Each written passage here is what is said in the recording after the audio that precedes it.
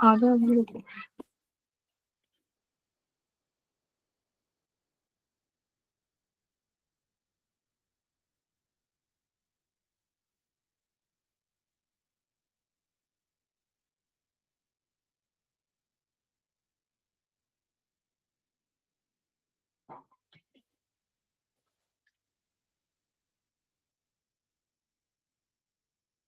कैसा हुआ था आज का ठीक ठाक ma'am. Ma'am maths hard I थी की बार और क्वेश्चन सॉल्व करने में टाइम ज्यादा लगा था। यस मैम, मैथ तो बहुत हार्ड था। फिजिक्स भी मुझे थोड़ा सा डिफिकल्ट लगा था, मैंने देखा था फिजिक्स भी थोड़ा सा लिटिल बिट टफर साइड पे था। लास्ट टाइम जितना इजी पेपर था उसके कंपैरेटिवली देखें तो थोड़ा टफ था। करेक्ट? यस मैम, 7 क्वेश्चन ही करेक्ट हुए और एक क्वेश्चन रॉन्ग गया मेरा। सब्जेक्ट कौन से में? Physics ma'am. ठीक है, तो इस पेपर देखो, ये वाला पेपर तुम्हें ये बताएगा कि अगर एग्जाम में ऐसा पेपर आ जाता है तो हम लोग किस तरीके से पेपर को अटेम्प्ट कर सकते हैं। ये हम लोग थोड़ा सा एक बार देखेंगे कैसे अटेम्प्ट करना चाहिए अगर थोड़ा सा डिफिकल्ट साइड पे पेपर चला जाएगा तो।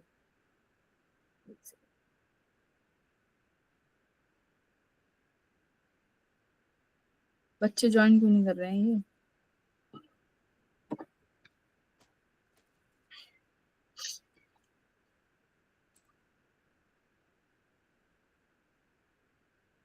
मैथ्स में भी सर ने तुम्हें ये स्ट्रेटेजी बताई होगी कि किस तरीके से अटेम्प्ट करना है, वो देखते हैं।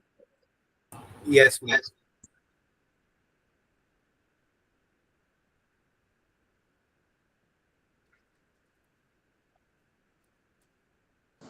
Good evening ma'am.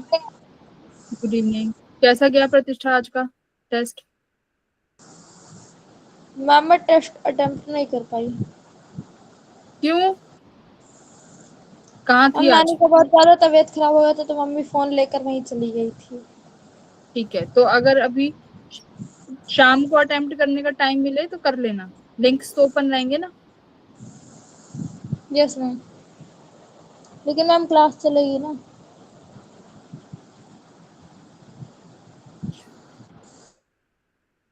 हाँ हाँ, क्लास ले ली सर ने, हमने सारे थोड़ी क्वेश्चन सॉल्व करवाए होंगे। और एक बार क्वेश्चंस को दोबारा खुद से भी सॉल्व कर लोगी तो क्या हो जाएगा। क्वेश्चंस को खुद से सॉल्व कर लेना चाहिए एक बार। डिफिकल्ट क्वेश्चंस जो होते हैं जब खुद से सॉल्व करते हैं तो कुछ ज्यादा अच्छे से समझ आता है। Yes ma'am.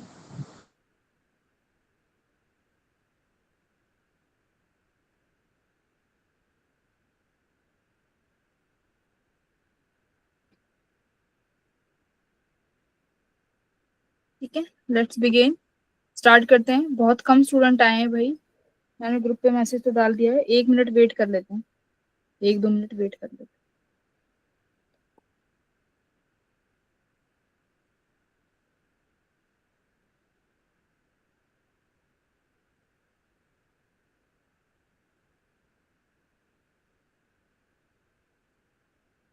चलो पेपर का पूछते हैं। जितने स्टूडेंट्स क्लास में है सबने पेपर दिया था। दीपांशु तुमने दिया था क्या पेपर? Yes ma'am. ठीक है,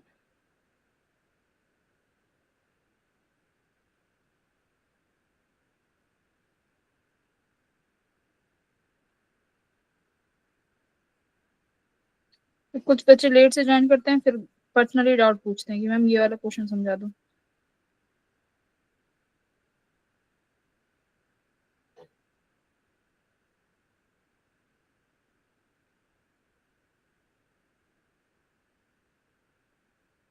ठीक है, स्क्रीन तो दिख रही है ना सबको? अब देखो क्वेश्चन नंबर 1 देखते हैं पहले। 5-7 मिनट पेपर को एनालाइज करते हैं कि पेपर कैसा है। पहला क्वेश्चन ही टॉप लिंक का है। मैंने क्लास में टॉप लिंक कराई है। टॉपल इफेक्ट मैंने क्लास में अभी तक तुम्हें जितनी भी क्लासेस हुई है मैंने तो नहीं कराया है ना। तो टॉपल का क्वेश्चन जिस बच्चे को कॉन्सेप्ट आता हो वो तो कर लेगा, और जो बच्चे सिर्फ मेरी क्लास के भरोसे रहे हैं वो फर्स्ट क्वेश्चन तो नहीं कर पाएंगे, तो हम लोग पहला सवाल छोड़ देंगे। ठीक है, जिसको आता होगा वो बच्चा अटेम्प्ट कर सकता है। तो first question topple effect class में नहीं हुआ है और ये लेस इंपॉर्टेंट टॉपिक है, तो हम लोग ये नहीं पढ़ेंगे। दूसरा क्वेश्चन हम लोगों ने क्लास में काफी बार किया है, तो ये क्वेश्चन अटेम्प्टेबल है, यानी एक क्वेश्चन हम अटेम्प्ट कर सकते हैं। दूसरा एस्केप वेलोसिटी से क्वेश्चन है, सेकंड वाला क्वेश्चन है, उसमें ये नेमिंग नहीं थी ये, यस मैम, ABCD नहीं लिखे हुए थे, हाँ तो बीसी में तो इस वाली वही क्लास नहीं। में निकालना है। नहीं मैम, मेंशन ही नहीं था कुछ, सेकंड क्वेश्चन में बस डायग्राम बना हुआ था, अल्फाबेट नहीं था एक भी। यस मैम नहीं दे रहा था। अच्छा ये अरे, ABCD ये नहीं था? नहीं no ma'am, ma'am. No ma'am. अरे बाप रे, ठीक है, मतलब पेपर में तो जब आएगा तो तुम्हारे सामने सही आएगा, तो एक बार देख लो अभी यहाँ पे। तो मतलब ये वाला क्वेश्चन आप अटेम्प्ट कर लेते अगर नेमिंग सही होती तो। ठीक है, क्वेश्चन नंबर 3 ये वाला अटेम्प्ट करा जा सकता था, एस्केप वेलोसिटी वाला। तो दो मैम, क्वेश्चन हाँ अगर पेपर में ना आए तो अटेम्प्ट करना चाहिए इसे। क्या अगर पेपर में क्या अगर ना पेपर आए? में भी नेमिंग ना हो तो अटेम्प्ट करना चाहिए नहीं करना चाहिए, फिर तो वो बोनस मिलेगा। अगर क्वेश्चन में एरर है तो सबको मैम। बोनस। लेकिन वो ये भी तो लिख देते हैं कि जिनने अटेम्प्ट करा था उसे ही मिलेगा बोनस। इस साल चेंज हो गया है वो, मेरे हिसाब अच्छा, से ऐसा मैंने है? वो देखा तो। हाँ, वैसे वो मैंने सबको देखा था बोनस तो मिलता है। क्वेश्चन अगर क्वेश्चन में अगर एरर है तो फिर वो सबको ही मिलेगा। ठीक है, तो क्वेश्चन नंबर हम सेकंड कर सकते हैं, क्वेश्चन नंबर 3 कर सकते हैं, 2 सवाल करने लायक हैं। क्वेश्चन नंबर 4 थोड़ा सा अटेम्प्ट करके देख सकते हैं ना, ये भी हम कर सकते हैं, अटेम्प्टेबल है। ठीक है, क्वेश्चन नंबर 5 वेवलेंथ वाला क्वेश्चन है, ये भी अटेम्प्टेबल है, यानी ये हमारा 4th क्वेश्चन है जो अटेम्प्ट कर सकते हैं। क्वेश्चन नंबर 6 हिटिंग वेलोसिटी, मतलब सीधा सीधा Vx Vy पे क्वेश्चन है, ये भी हम अटेम्प्ट कर सकते हैं। तो कितने क्वेश्चन हो गए हमारे? सेकंड, थर्ड, 4th और 6th, मतलब 5 सवाल हो गए ना, 5 हो गए। क्वेश्चन नंबर 27 थोड़ा सा नहीं करेंगे, लास्ट के लिए रखेंगे। बाद में आया है वर्क डन, ये वाला तो तुम लगा लोगे भाई क्लास में इतने क्वेश्चन करें, ये वाला हम कर ले जाएंगे, तो ये वाला भी हो सकता है। क्वेश्चन नंबर 10 ये भी हो सकता है। क्वेश्चन नंबर 9 करोगे क्या? ट्राई तो दे सकते हो, ट्राई दे सकते हो, क्योंकि पावर का फॉर्मूला पता है, थोड़ा ट्राई दे सकते यस हैं, मैम। ट्राई दे सकते हैं। ये वाला फॉर्मूला देखो फ्लूइड्स का है, शायद ये फॉर्मूला बेस्ड क्वेश्चन है, सीधा सीधा फॉर्मूला बेस्ड सवाल है, जिसने फॉर्मूला पढ़ा होगा वो कर लेगा। जिसको फॉर्मूला याद नहीं है आज की क्लास में इसका फॉर्मूला पढ़ ले, क्योंकि कई बार क्वेश्चन यहाँ से आ जाता है, इंपॉर्टेंट फॉर्मूला है। ठीक है, question number 13 cubical container temperature bulk modulus देखेंगे बाद में क्या रहेगा, टिक नहीं लगाओगे इस पे। फ्लूइड्स का क्वेश्चन है, ये अगर फ्लूइड्स जिसकी अच्छी होगी वो कर लेगा, अदरवाइज छोड़ देगा, तो ये भी नहीं करेंगे। क्वेश्चन नंबर 15 करोगे? Yes ma'am. यस 15 करोगे, 16 करोगे? जीना डायो 16 भी करोगे? हाँ, 16 भी करोगे। ये करोगे? कल ये तो कल परसों वाली क्लास में कराया, यस मैम, ये भी होगा। ये भी करेंगे, ये वाला भी करोगे। क्वेश्चन नंबर 19 करोगे? Yes ma'am. Yes ma'am. करोगे, बहुत आसान है। क्वेश्चन नंबर 18 पे थोड़ा सा देखो कंफ्यूजन क्रिएट हो सकती है, बट अटेम्प्ट दे सकते हैं। ठीक है, ये क्वेश्चन वो है जो हम लास्ट के लिए रखेंगे, जिन पे मैं लिख रही हूँ अटेम्प्ट कर सकते हैं, ये लास्ट वाले हैं जो शॉर्ट है, उन पे मैं टिक लगा रही हूँ। ठीक है, ये देखो सेंटर ऑफ मास वाला क्वेश्चन है, जिसको आता होगा वो ट्राई दे सकता है, हमने क्लास में नहीं करा है तो हम लोग छोड़ के आएंगे। ठीक है, ये वाला question current carrying conductor the total electric charge, ठीक है, ये वाला क्वेश्चन भी थोड़ा सा बाद के लिए रखेंगे। पोजीशन दी हुई है, काइनेटिक एनर्जी निकालनी है, मास गिवन है, यानी बस वेलोसिटी निकालने का काम है, 22 वाला भी कर लेंगे। गैल्वेनोमीटर वाला क्वेश्चन, ये भी हमने देखो अभी कल परसों में किया है, तो इसको ट्राई दे सकते हैं। 24-25 तो थोड़ा सा तुम लोग भी देख के घबरा जाओगे, इतनी बड़ी स्टेटमेंट है, पता नहीं क्या ये सेंटर ऑफ मास का है, ये पता नहीं क्या पूछ रहा है, तो 24-25 तुम लोग नहीं करोगे। अब मैं तुम्हारे अकॉर्डिंग बता रही हूँ, तुम्हारे अकॉर्डिंग तुम्हें कौन से अटेम्प्ट करने चाहिए। अब गिनो क्वेश्चन कितने नंबर हो गए जो अब देखो मैं बस question number 2, 3, question number 5, question number 6, question number 8, question number 9, question number 10। 7 सवाल हो चुके हैं अभी तक, 7। क्वेश्चन नंबर 15, 8, 16, 19, मतलब 16 से हो गए 9 क्वेश्चन तुम्हारे, 17 से 10 क्वेश्चन, 18 को लास्ट में काउंट करेंगे और 19, मतलब 11 क्वेश्चन ये, और ये 22वां तुम्हारा 12, और एक ये 23, 13 क्वेश्चन ऐसे थे जो हम लोग आराम से पेपर में अटेम्प्ट कर सकते हैं, 13 क्वेश्चन। और 2 क्वेश्चन मैंने साइड में लास्ट के लिए रखे हैं जो थोड़े से कंफ्यूजन वाले हैं, बट हमें कॉन्सेप्ट आता है, थोड़ा सा कंफ्यूजन क्रिएट हो सकता है, लास्ट में देखेंगे। तो मतलब मुझे इस टफ पेपर में भी 15 क्वेश्चन ऐसे मिल गए जो मैं अटेम्प्ट कर सकती हूँ। तो यानी 15 क्वेश्चन, यानी 15 में से अगर मैं 3 भी गलत कर देती हूँ, 2 भी चलो मान लो मेरे गलत हो जाते हैं, 13 क्वेश्चन पे मेरी आराम से कितनी परसेंटाइल बन जाएगी, 90+ परसेंटाइल आराम से बन जाएगी। तो पेपर को देख के कॉन्फिडेंस नहीं गिराना है। जैसे तुम लोग देखोगे अरे यार ये तो फ्लूट्स का क्वेश्चन आ गया, इसमें तो पता नहीं कौन से कॉन्सेप्ट आ गए, मैं तो क्वेश्चन ही कैसे करूंगा, तो कॉन्फिडेंस मत गिराना, क्योंकि जेई का पेपर चाहे कितना ही डिफिकल्ट बन जाए, उसमें मॉडर्न और जो मीडियम और इजी वाला जो पार्ट रहेगा उससे 13 से 14 क्वेश्चन बनेंगे और तुम्हें वही टारगेट करना है, ठीक है। पेपर में इसलिए कंफ्यूज बिल्कुल मत होना। बोलो क्या कंफ्यूजन है, किसने हैंड रेज किया है, बोलो बच्चा।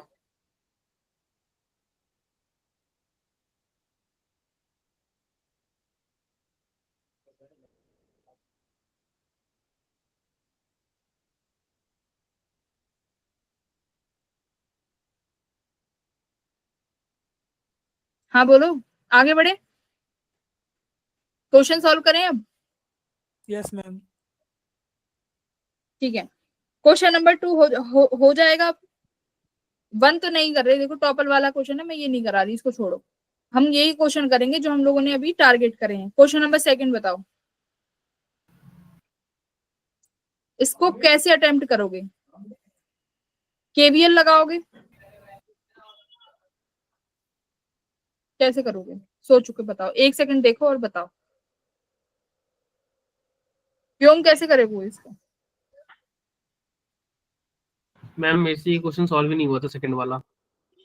देखो जब भी ऐसे वाले क्वेश्चन आए ना, ऐसे वाले क्वेश्चन में केवीएल केसीएल लगाना थोड़ा ट्रिकी हो जाएगा, क्योंकि मैम वो बहुत सारे इसी वाले I1 में कर I2। लेंगे। हाँ क्या, पॉइंट पोटेंशियल मेथड लगा लेंगे ना।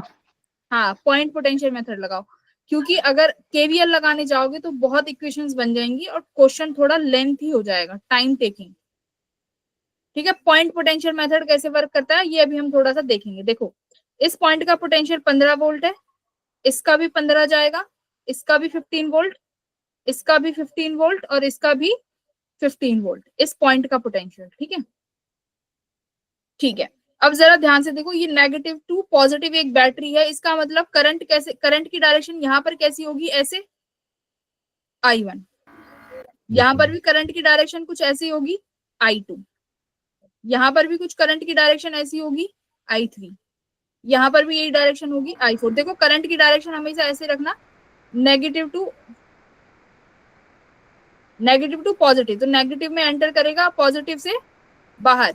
अगर ये डायरेक्शन उल्टी होती, मान लो अगर ये कोई ऐसा वाला होता सर्किट, यहाँ नेगेटिव होता, यहाँ पॉजिटिव और ये रेजिस्टेंस, तो डायरेक्शन क्या करते आप लोग, रिवर्स कर देते, तो यहाँ से I1 होता है, करेक्ट। मतलब कोई भी करंट ऐसे होता, तो ये डायरेक्शंस का ध्यान रखेंगे, यहाँ पर सभी में सेम है, तो ऐसे करंट की डायरेक्शन हो गई, ठीक है। दूसरा स्टेप क्या करेंगे, देखो ये सब 0 वोल्ट पे है, H ये 0 वोल्ट, ये 0 वोल्ट, ये भी 0 वोल्ट और ये भी 0 वोल्ट, करेक्ट। इतना क्लियर है सभी को, पोटेंशियल रख लिए और करंट का साइन लगा लिया और करंट की डायरेक्शन देख ली। अब क्या करें, नेक्स्ट स्टेप क्या होना चाहिए, नेक्स्ट स्टेप देखो यहाँ पे CD ब्रांच में कौन सा करंट है, सिर्फ I1,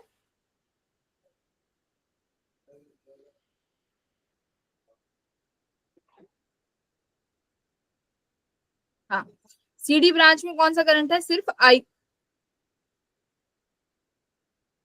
I1। एक बार ये CB वाली ब्रांच में देखो कौन सा है, यहाँ से I1 आ रहा है और यहाँ से I2, तो CB वाली ब्रांच में कौन सा करंट है बच्चों, I1 प्लस I2, ठीक है इतना। Hello Yes, ma'am. Yes, ma'am. Yes ma'am. हाँ, तो बस अभी क्या करा मैंने, अब मेरे को सीबी वाली ब्रांच का चाहिए था, तो हमने देखा सीडी से करंट आया, सीएफ से करंट आया, तो यानी सीबी ब्रांच में I1 प्लस I2 करंट है। तो मेरा टारगेट है कि बस मैं I1 और I2 फाइंड कर लूं। केवीएल केसीएल से बहुत टाइम लगेगा। अब देखो करना क्या है। I1 किसके बराबर होगा एक बार बताओ। I1 क्या किसके बराबर होगा? I1 equals to del V by R, यही होता है change in potential by resistance. Resistance 5 ohm given है, बट अभी मेरे को पोटेंशियल डिफरेंस निकालना पड़ेगा। अब मेरे को बताओ इस पॉइंट का क्या हो रहा है, हैंग क्यों कर रहा है लैपटॉप?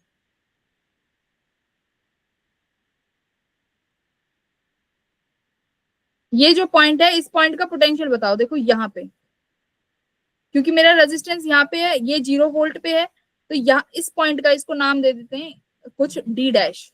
इस पॉइंट का पोटेंशियल क्या होगा? ऊपर 15 वोल्ट है, नीचे 5 वोल्ट की बैटरी है, तो कितना पोटेंशियल होगा? 10 हाँ 15 वोल्ट। अब ये पॉजिटिव टू नेगेटिव है, तो यानी टोटल पोटेंशियल क्या हो गया? 15 माइनस 5 यानी 10 वोल्ट। करेक्ट, 10 वोल्ट हुआ अपॉन कितना, ये क्या यहाँ पे रेजिस्टेंस कितना है? 5। तो यहाँ पे I1 कितना आ गया तुम्हारा? 2 एम्पियर। ठीक है, या फिर एक्यूरेटली लिखना चाहो तो पोटेंशियल डिफरेंस 0 माइनस 10। अब देखो 10 का एक बार पोटेंशियल का साइन देखो, करंट जा रहा है 0 से, मतलब O पोटेंशियल से D की तरफ, तो current high potential to low potential में क्या होगा? डिक्रीज होगा। इसका मतलब जो ये 10 है, ये क्या, कौन सा वाला 10 होगा? नेगेटिव 10। ये नेगेटिव 10 होगा, तो यानी तब ये नेगेटिव नेगेटिव पॉजिटिव बन जाएंगे, तो I1 की वैल्यू 2 एम्पियर आ गई। समझ में आया क्या कह रही हूँ? यहाँ पर जो वो तुम्हारा 10 वोल्ट आया है, वो 10 वोल्ट नेगेटिव का आया है, क्योंकि ये 0 वोल्ट का है, तो करंट की डायरेक्शन में पोटेंशियल घटेगा, तो मींस 0 से तो कम पोटेंशियल होगा, यानी वो -10 है। ठीक है, तो ये तुम्हारा I1 आ गया। ऐसे ही I2 निकालो, बताओ कितना आएगा I2? ये 15 और यहाँ पर 10, तो 15 माइनस 10 कितना हुआ? 1 और ये 5 एम्पियर, अब 5 O, तो 5/5 यानी 1 एम्पियर। मैम वो प्लस ही तो होना चाहिए, प्लस का 10 वोल्ट डी डैश पे। कहाँ पे? नेगेटिव क्यों होगा? डी डैश पे पॉजिटिव ही तो होगा। नहीं, देखो नेगेटिव का होगा। नेगेटिव का क्यों होगा? क्योंकि E किस पे है? 0 वोल्ट पे। E 0 Yes, volt ma'am. पे है और करंट ऊपर की डायरेक्शन में है, तो अगर मैं कॉन्सेप्चुअली देखूं तो करंट हाई से लो पोटेंशियल पे जाएगा, और वो तभी जा सकता है जब ये 10 वोल्ट कैसा होगा? नेगेटिव का होगा। ठीक है, बस तुम ये नेगेटिव पॉजिटिव पे मत जाओ, बस तुम ये इतना देखो कि ये 10 वोल्ट है पोटेंशियल डिफरेंस, और अपॉन में रेजिस्टेंस डेल वी देख लो तुम। ठीक है, डेल वी बाय आर, ये 2 एम्पियर। Okay ma'am. ऐसे सीओ वाला देखो कितना पोटेंशियल डिफरेंस है? 5/5, तो यानी 1 एम्पियर। तो यहाँ पे देखो बीसी वाली ब्रांच में I1 प्लस I2 है, तो कितना करंट हो गया? 2 एम्पियर प्लस 1 एम्पियर, यानी 3 एम्पियर इज योर आंसर। ठीक है, इस क्वेश्चन को ऐसे सवालों में जहां पर बहुत सारी बैटरीज हो, इस पोटेंशियल मेथड से सॉल्व करेंगे। ठीक है, ऐसे ही हम लोग इसका भी निकाल लेंगे, बीजी का भी निकाल लोगे ना अब तो। बीजी वाला ये 15 है, ये 5 है, तो यहाँ पर कितना पोटेंशियल हो जाएगा? 10 वोल्ट। तो ये इसका करंट कितना आया? 10/3। देखो एक एक सेकंड में आंसर आ गया। ऐसे ही इसका ये 15, ये 2, तो यहाँ पर कितना पोटेंशियल हो जाएगा इस पॉइंट का? 15 माइनस 2 कितना हुआ? 13। तो I कितना हो गया? 13/2। तो ऐसे सारे I की वैल्यू आपने निकाल ली, ये I4 और ये I3। किसी को प्रॉब्लम है तो पूछ लो एक बार।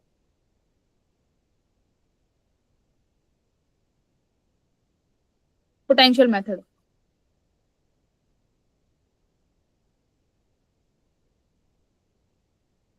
वरुण समझ आया? Yes ma'am. बाकी के बच्चे? दीपांशी? यस मैम, समझ में आया। हाँ दीपांशी आ गया मैम। आ गया ना? तो जब भी देखो हम केवीएल लगा सकते हैं जब मेरे पास 2 इक्वेशन बने। अब इसमें बहुत सारी बन जाती तो अवॉइड करो उसको। ठीक है, क्वेश्चन नंबर 3, इसमें क्या करोगे? फॉर्मूला बेस्ड क्वेश्चन है। एक्सीलरेशन ऑफ ग्रेविटी का रेशियो दिया हुआ है किसी प्लैनेट पे 5/2, जिनकी एवरेज डेंसिटी है 2:1। Find the ratio of escape velocity. तो एस्केप वेलोसिटी का फॉर्मूला होता है मेरे पास √2 जी आर, तो अंडर रूट, तो इसका G2R2, ये 2 हटा दो, G1R1। ठीक है, ग्रेविटी का रेशो हमें ऑलरेडी दिया हुआ है 5:2, और डेंसिटी का भी है, तो इसको G को क्या लिख सकते हैं, Gm/r²। ठीक है, अब m को चेंज कर देना, वॉल्यूम इंटू मास, डेंसिटी क्या होता है, मास अपॉन वॉल्यूम। तो यहाँ से मास को डेंसिटी के फॉर्म में लिखना, क्योंकि डेंसिटी का भी रेशो गिवन है 2:1। ठीक है, तो इस तरीके से बस वैल्यूज निकालोगे और फिर यहाँ पर वेलोसिटी के फॉर्मूले में रख दोगे, बस वही चीजें करनी है, रेशोज निकालने हैं। कैलकुलेशन है, कैलकुलेशन करानी है क्या, कैलकुलेशन कराऊं? हो गया था मैम। भाई कैलकुलेशन तो हो ही जाएंगी ना, यहाँ से R निकाल लोगे, क्योंकि G1/G2 का रेशो तो तुम्हारे पास है ही, R1 और R2 का रेशो नहीं है। तो यहाँ से ऐसे करना, देखो G1 = G, मास क्या हो जाएगा, डेंसिटी इनटू वॉल्यूम, वॉल्यूम क्या हो जाएगा 4/3 पाई R1³। ठीक है, डेंसिटी ρ1 लगाना, ऐसे G2 के लिए आ जाएगा, तो इन दोनों यहाँ से R1 और R2 निकाल लेना रेशो में, और यहाँ पर वो वैल्यू रख देना, बस इतना करना है। इसका ऑप्शन कौन सा दिया हुआ है, सी ऑप्शन इज करेक्ट। हाँ, चलो अब आते हैं क्वेश्चन नंबर 4 पे। ये कैसे करा है, देखो सबसे पहले तो क्या कह रहा है कि मेरे पास एक लिथियम रखा हुआ था जो कि रेस्ट पे था, मैंने उसको टारगेट कराया एक प्रोटॉन से, प्रोटॉन मतलब प्रोटॉन ने टारगेट किया है, मतलब प्रोटॉन के पास कुछ ना कुछ मोमेंटम था, मोमेंटम यानी उसके पास कुछ ना कुछ वेलोसिटी थी। ठीक है, अब इसके बाद जो रिएक्शन होती है, वो रिएक्शन होती है, हमारे पास ये वाला प्रोडक्ट बनता है जिसमें से न्यूट्रॉन बाहर आ जाता है। तो ये हमसे पूछ रहे हैं कि हमारे पास प्रोटॉन की क्या काइनेटिक एनर्जी होनी चाहिए कि जो हमारे पास न्यूट्रॉन निकले वो ऐसा निकले कि वो फाइनली रेस्ट पे हो, स्टेशनरी, यानी ये रेस्ट पे होना चाहिए। ठीक है, तो कैसे निकालोगे, देखो सबसे पहली बात, लिथियम तो रेस्ट पे ही है, इसके पास हम मान लेते हैं एनर्जी है 12mv²। ठीक है, kinetic energy of the resulting neutron be stationary, तो इसके पास भी कुछ एनर्जी होगी, half mass of beryllium into v², neutron rest पे है 0। ठीक है, तो यानी हमें कुछ ये वाला लगाना पड़ेगा इक्वेशन। तो अब मेरे पास मास है, क्या हमारे पास वेलोसिटी गिवन है, वेलोसिटी तो मेरे पास नहीं है, बट अगर मुझे एनर्जी निकालनी है तो वेलोसिटी का कुछ ना कुछ अल्टरनेटिव निकालना पड़ेगा। तो इसको क्या लिख सकते हैं, देखो जब ये टकराएंगे तो ये कैसा, यहाँ पर मोमेंटम भी क्या रहेगा, कंजर्व रहेगा, मोमेंटम शुड बी कंजर्व, तो मोमेंटम कंजर्व रहेगा, जिसमें तुम्हारा momentum of proton should be equals to momentum of BE. ठीक है, तो यहाँ पर मास और वेलोसिटी को मोमेंटम में चेंज कर लो, तो क्या होता है, काइनेटिक एनर्जी के टर्म्स में कैसे लिख सकते हैं इसको, m² v² अपॉन m, तो यानी p² upon 2m should be equals to p² of Be upon 2 mass. ये मास देखो ये प्रोटॉन का है और ये बेरियम का है। ठीक है, मतलब कुछ ना कुछ हम लोग ये इक्वेशन लगा लेंगे। अब बात आई, देखो ये इक्वेशन है, बट क्या इस इक्वेशन में तुम्हें सबको पता है कि एनर्जी का क्यू वैल्यू होती है ना, जो हम हमेशा निकालते हैं, ये इक्वेशन हमें बैलेंस भी तो करनी है अभी। तो अब उस इक्वेशन में हम क्यू फैक्टर निकालेंगे पहले तो, ज्यादा ये ना हिरडोव का क्वेश्चन है, हिरडोव में ये क्यू वैल्यू गिवन होती है, तुम्हारे लिए और डिफिकल्ट बना दिया, इसमें तुम्हें गिवन भी नहीं दिया क्यू वैल्यू, अदरवाइज ये क्यू वैल्यू गिवन होती है। ठीक है, तो क्यू वैल्यू कैसे निकालोगे, देखो लेंथी क्वेश्चन है, क्यू वैल्यू कैसे निकालोगे, del m c², correct, del m c², मास का चेंज तो कैसे निकालोगे, जो तुम्हारा प्रोडक्ट है और जो तुम्हारा रिएक्टेंट बन के आया है उसके मास का चेंज निकालोगे और मल्टीप्लाई बाय कर दोगे c² से। ठीक है, तो आपके पास q की वैल्यू निकल के आएगी कुछ। ठीक है, तो यहाँ पर जब आप इक्वेशन रखोगे, जब काइनेटिक एनर्जी कंजर्व करोगे, क्योंकि जब मोमेंटम कंजर्व है यानी आपके पास एनर्जी भी कंजर्व रहेगी, तो एनर्जी कंजर्व रहेगी, तो यहाँ पर देखो इक्वेशन क्या बनाई थी आपने, 12mv² प्लस ये न्यूट्रॉन आपका 0 है, बट प्लस में जो आपकी क्यू वैल्यू निकल के आएगी उसकी वैल्यू, तो यहाँ पर जो प्लस है क्यू वो रहेगा।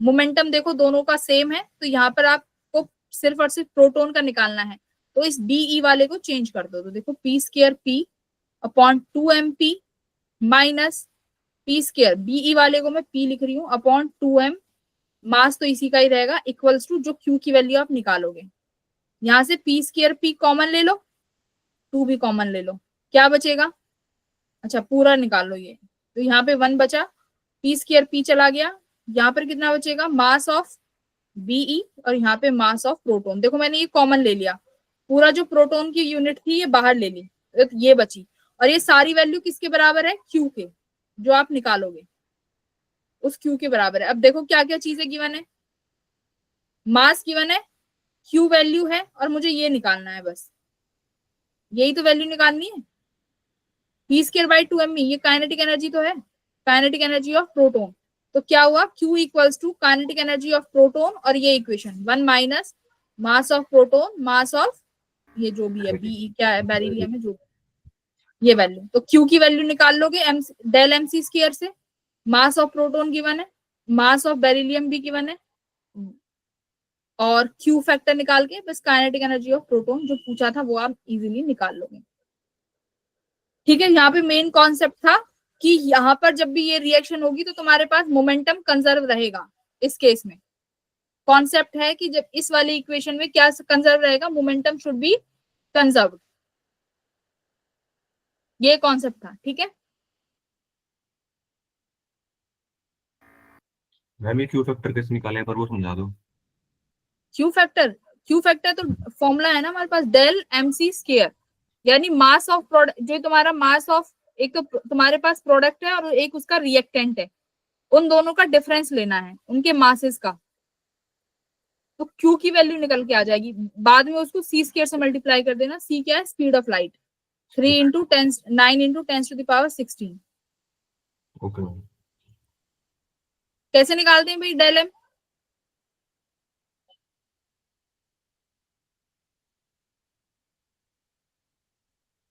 दिखाऊं क्या निकालना, मैम सिखा दो। डेल m c स्क्वायर करना है, जैसे तुम्हारे पास यहाँ पे बेरिलियम का है, ठीक है, इसका मास कितना गिवन है 7.01693, प्लस न्यूट्रॉन का कितना गिवन है आपके पास 1.0867, इनको प्लस करके माइनस कर दो इस वाले से, मतलब ये दोनों जो है रिएक्टेंट इनके प्लस और ये प्रोडक्ट इनका माइनस कर दो, बस ये करना है। Yes ma'am.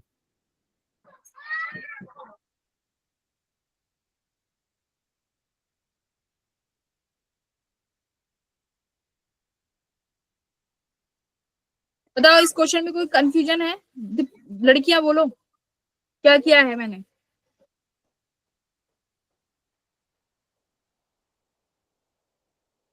अरे कुछ तो बोलो। मैम हो गया था। हो गया था, नहीं तुम्हारा तो हो गया, बाकी बच्चे करना क्या था, क्यू निकालना।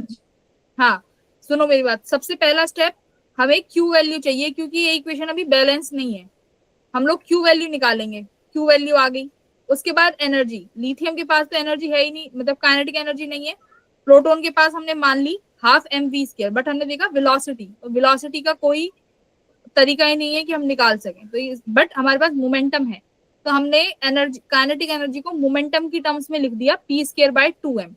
ठीक है, ये इक्वेशन बन गई तुम्हारी मेन, कि क्या, kinetic energy of proton equals to kinetic energy of BE plus आपने जो क्यू की वैल्यू निकाली है वो, काइनेटिक एनर्जी को हमने p स्क्वायर बाय 2m में लिख दिया, प्रोटॉन का जगह प्रोटॉन का आया, यहाँ पर हमने मास जो आएगा बीई का ही आएगा प्लस क्यू, p स्क्वायर दोनों का सेम है तो p लेके चलो, बस क्लियर है, बस ये करना था। तो यहाँ से कॉन्सेप्ट क्या मिला, कॉन्सेप्ट मिला मोमेंटम शुड बी कंजर्व, ये कॉन्सेप्ट था। ठीक है, क्वेश्चन नंबर 5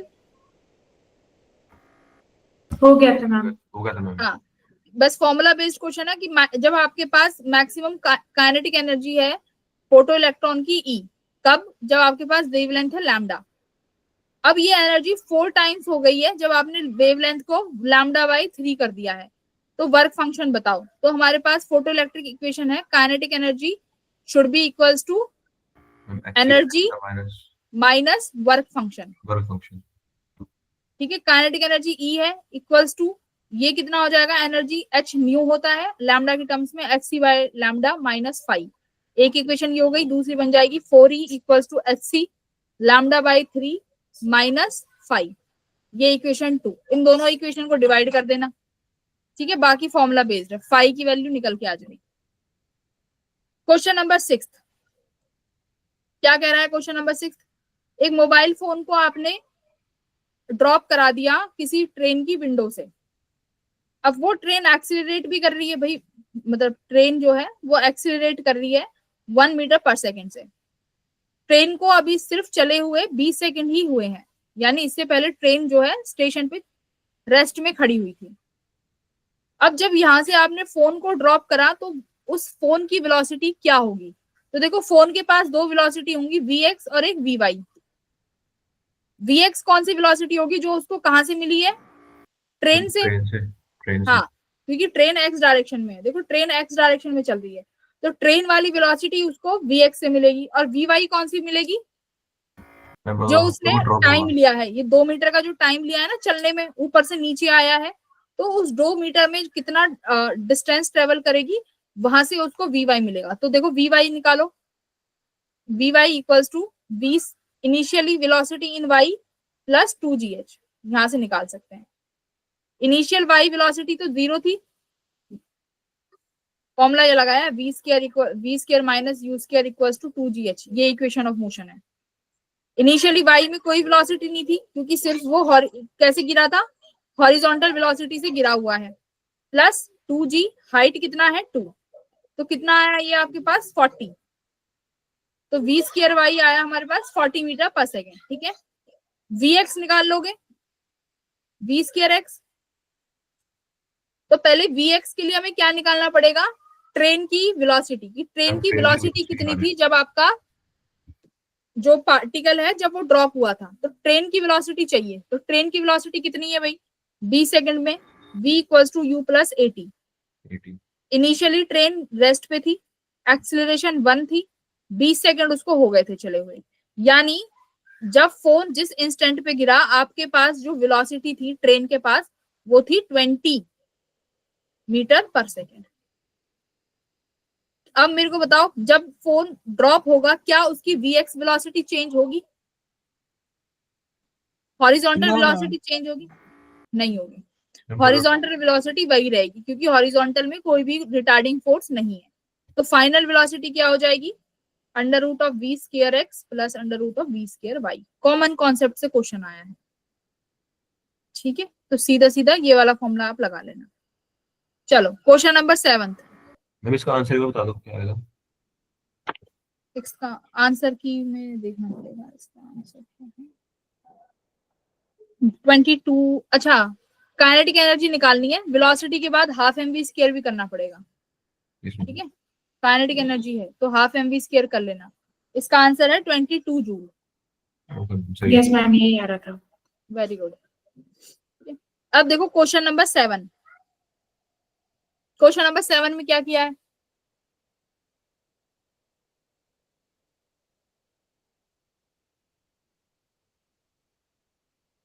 क्वेश्चन नंबर 7 में समझो क्या कह रहा है। क्वेश्चन कह रहा है कि मेरे पास दो आइडेंटिकली पेंडुलम्स हैं जो कि सेम पॉइंट से सस्पेंड हो रहे हैं, दोनों की लेंथ l है। ये एक तो क्वेश्चन ही मुझे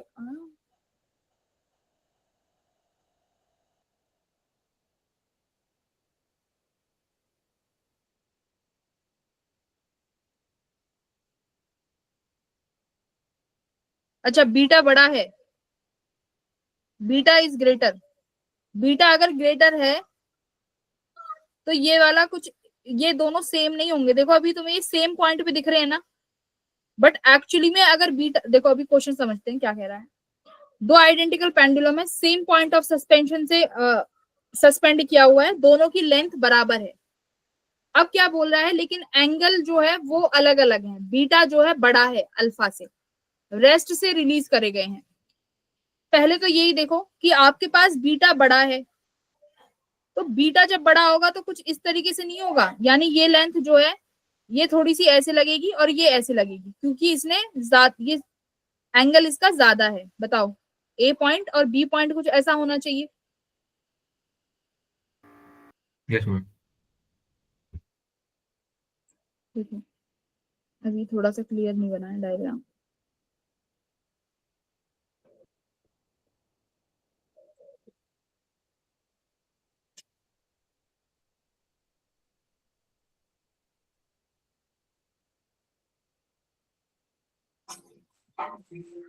देखो अब बताओ, क्योंकि बीटा क्या है, बीटा बड़ा है, अगर क्योंकि दोनों की लेंथ तो सेम ही है ना, अगर अल्फा को छोटी सी दूरी पे लेके जा रहे हो बट बीटा को तुम ज्यादा दूरी पे लेके जा रहे हो, तो इसका मतलब क्या होगा, ये हाइट ज्यादा होगी ना, रेफरेंस पॉइंट से जो ये वाली हाइट है ये ज्यादा होगी क्योंकि इसका बीटा ज्यादा है, ऊपर लेके चले गए, बस इतना समझो। अब क्या कह रहा है कि find the time after which B reaches at its initial position for the first time. तो आपको ये बताना है कि इनिशियल पोजीशन तो अभी बी की ये है ना, जो अभी यहाँ पर दी हुई है, ये इसकी इनिशियल पोजीशन है। तो आपको ये बताना है कितने समय बाद ये अपनी इनिशियल पोजीशन पर पहुंचेगा।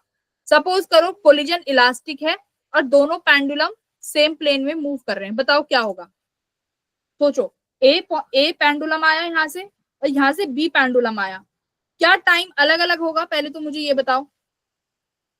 मैम सेम होगा। Time period 2 pi under root L by G, दोनों की लेंथ सेम है, तो इसका मतलब दोनों अपनी मीन पोजीशन पर सेम टाइमिंग में पहुंचेंगे, ए और बी। भाई मीन पोजीशन ये है ना सेंटर वाली, देखो यहाँ पे ए भी अपनी पोजीशन से मीन पोजीशन पर सेम टाइम पे पहुंचेगा और बी भी सेम टाइम पर पहुंचेगा, हाँ या ना। Yes ma'am. बाकी के मैम देखो अभी हम इसको ए को पकड़ के खड़े हैं और बी को भी पकड़ के, मतलब अभी जस्ट इंस्टेंट पे बता रहे हैं, इंस्टेंट पे ए यहाँ है और बी यहाँ पर है। अब हमने इन दोनों को ड्रॉप करा, अब मुझे एक बात बताओ, जब ये ड्रॉप करके मीन पोजीशन पे जाएंगे तो ए भी सेम टाइम पे पहुंचेगा और बी भी सेम टाइम पे पहुंचेगा, क्योंकि टाइम पीरियड होता है under root of L by G और दोनों का लेंथ सेम है, दैट मीन्स दोनों का टाइम पीरियड सेम है, दोनों सेम टाइम पर पहुंच गए। अब क्या होगा सेम टाइम पर पहुंचने के बाद, कोलिजन होगा। कोलिजन कैसा है, इलास्टिक, ठीक है, इलास्टिक कोलिजन है। अब देखो यहाँ पर ये पेंडुलम कैसे हैं, आइडेंटिकल पेंडुलम है। अब मुझे एक बात बताओ, जब ए और बी एक दूसरे से कोलिजन करेंगे और दोनों आइडेंटिकल होते हैं तो इस केस में वेलोसिटी क्या हो जाती है, स्विच, इंटरचेंज, है ना। तो वेलोसिटी इंटरचेंज हो जाएंगी। देखो ये कोलिजन का कॉन्सेप्ट है, कोलिजन और टाइम पीरियड दोनों साथ में कंबाइन करके दे दिए हैं, पर ठीक है तुम समझ लो। तो कोलिजन जब साथ में मतलब सेम आइडेंटिकल पार्टिकल कोलाइड करेंगे वो भी इलास्टिकली, तो उनका जो वेलोसिटी है वो इंटरचेंज हो गया। अब एक बात बताओ, जो बी की वेलोसिटी थी, अब जब बी यहां से मूव करेगा दोबारा, देखो यहां से अब जब बी मूव करेगा, अब वो किसकी वेलोसिटी किसके साथ जाएगा, ए की वेलोसिटी के साथ, यस मैम, ए की वेलोसिटी के साथ जाएगा। तो ये कितना एम्पलीट्यूड लेगा, देखो बी का एम्पलीट्यूड तो ज्यादा दिख रहा है ना, क्योंकि वो दूर है, क्योंकि उसका बीटा ज्यादा है तो उसका एम्पलीट्यूड ज्यादा है as compared to A. But अब बी कितना एम्पलीट्यूड पे जाएगा, जितना ए था इतना, ठीक है। अब वो पहले वाली बी, मतलब इसको यहां से समझो, कलर चेंज करती हूँ। देखो अब बी यहाँ पर जाने की जगह सिर्फ समझो बी सिर्फ इतना जा पाएगा, इतना, क्योंकि वो ए की वेलोसिटी से मूव कर रहा है, ठीक है। लेकिन जो ए वाला पार्टिकल है वो कितना जा पाएगा, जितना बी गया था, यानी यहां तक, ठीक है। अब ये दोनों फिर आएंगे वापस अपनी मीन पोजीशन पे सेम टाइमिंग में, फिर दोनों कोलाइड करेंगे। अब बी किसकी वेलोसिटी से जाएगा, अपनी वेलोसिटी से, अपनी वाली वेलोसिटी से जाएगा। अब वो दोबारा पहली बार अपनी पोजीशन पर जाएगा, तो यानी अब बी जो है वापस जाएगा और अब फाइनली वो अपनी पोजीशन पर पहुंच गया, तो एक तो ये क्वेश्चन बनेगा कि कितनी कोलिजन के बाद अपनी पोजीशन पर जाएगा, तो कितने कोलिजन लगे, 2 कोलिजन्स, ठीक है। तो आफ्टर 2 कोलिजन्स जो है बी और ए अपनी फाइनल पोजीशंस पर जाएंगे। अब बात आई टाइम की, तो मुझे तुम खुद बताओ टाइम कितना लगेगा, अपने आप बता दो। टाइम देखो खुद बता दोगे तुम, एक बार तो बीच से बी पर गया, फिर बी पर आया, फिर यहाँ से फिर गया, तो यानी कितना टाइम लग गया, कितने राउंड लग गए। मैम T/4 देखो T/4 पहले मैं ये बनाती हूँ मीन पोजीशन और ये बनाती हूँ बी का पोजीशन। एक बार तो यहाँ गया तो कितना टाइम लगता है, आधा टाइम T/4 लगता है ना भाई। एक ऑसिलेशन कंप्लीट होता है, पहले अपनी एक्सट्रीम पर जाएगा, फिर अपने बी पर आएगा, फिर बी से फिर दूसरे एक्सट्रीम पर जाएगा और फिर मीन पोजीशन पे आएगा। तो ऐसे T/4, तो यानी एक रास्ते का T/4 होता है। तो अभी अपनी मीन पोजीशन से एक एक्सट्रीम पर गया है तो T/4 लगा, सही है। फिर बी से फिर वापस मीन पोजीशन पे आया तो कितना लगा,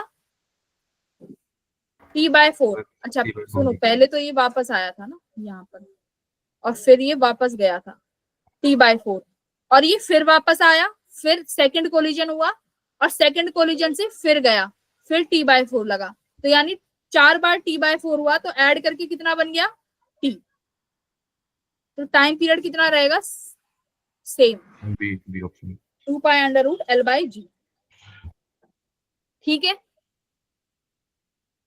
भाई, ये तो पता ही है ना, ये तो बेसिक है कि एक मेन पोजीशन से एक्सट्रीम पर जाने पर कितना समय लगता है टाइम पीरियड का, T/4। तो बस ये वही है, बट ये 4 बार आया गया है तो time period should remain same, 2π√L/G, and option B is correct. चलो, तो ये अच्छा क्वेश्चन था, दो कॉन्सेप्ट एक साथ यूज हो रहे थे इसमें। 8वां क्वेश्चन क्या करेंगे, वर्क डन पूछा है ना, और आपको क्या गिवन है, हीट सप्लाई। तो यानी dq equals to du plus dw। अब आपको हीट सप्लाई दी हुई है, यानी dq मुझे गिवन है। क्लोज्ड साइकिल के लिए du क्या हो जाता है, क्योंकि इंटरनल एनर्जी कैसा फंक्शन है, स्टेट फंक्शन। मैंने बहुत बार बताया इंटरनल एनर्जी स्टेट फंक्शन है। स्टेट फंक्शन मतलब अगर आप यहाँ से शुरू हुए हो और यहीं पर वापस आ गए हो तो आपकी इंटरनल एनर्जी का चेंज क्या हो जाता है, 0। चेंज, इंटरनल एनर्जी 0 नहीं होगी, चेंज 0 होगा। ठीक है, चेंज 0 होगा, चेंज, हाँ ये याद रखना, इंटरनल एनर्जी का चेंज 0 हो गया। तो यानी du को मैं 0 कर सकती हूँ, dq इक्वल्स टू dw। तो ठीक है, आपके पास जो नेट हीट सप्लाई है वो 5 जूल है। वर्क डन देख लो कौन कौन की वजह से है, work done by AB plus work done by BC plus work done by CA। अब देखो BC की वजह से तो 0 हो जाएगा क्योंकि वॉल्यूम कांस्टेंट है, तो ये हटा दो।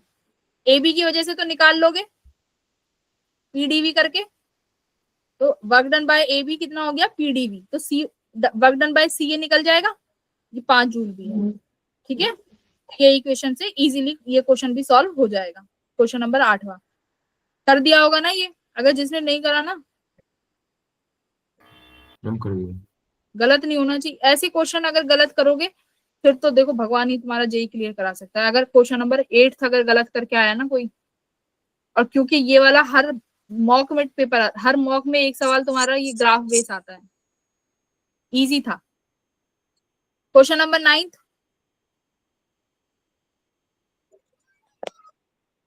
डी आया था इसका। यस मैम, डी आया था इसका आंसर। डी आया था। वेरी गुड, 9th का डी आया था, वेरी गुड, एकदम बढ़िया करके आए हो। पावर का फॉर्मूला क्या होता है, work done per unit time. Work done को एनर्जी भी लिख सकते हैं, एनर्जी पर यूनिट टाइम, सवाल के हिसाब से देख लेंगे। An automatic gun fires 360 bullets per minute with the speed of this.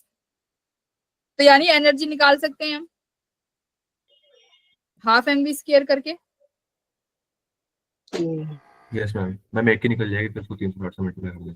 तो और हमारे पास पर मिनट के हैं, तो यानी मल्टीप्लाई बाय n कर दो 360 बुलेट्स और डिवाइडेड बाय टाइम। तो कितने टाइम में है भाई ये, 1 मिनट, यानी टाइम हमेशा सेकंड्स में होता है, तो यहाँ पर 60 सेकंड्स लिख देना। ठीक है, और ये तुम्हारी सारी values given. I think clear है, easy question. Yes ma'am. Question number 10 भी कर लिया होगा, ये भी मैं नहीं बता रही हूँ। यस मैम, हो जाते हैं। हाँ, कुछ नहीं करना है, यहाँ पर A है, यहाँ पर क्या जाएगा, देखो ये नॉट हो गया, B0 B बार, और ये C, और ये कौन सा गेट है, एंड गेट।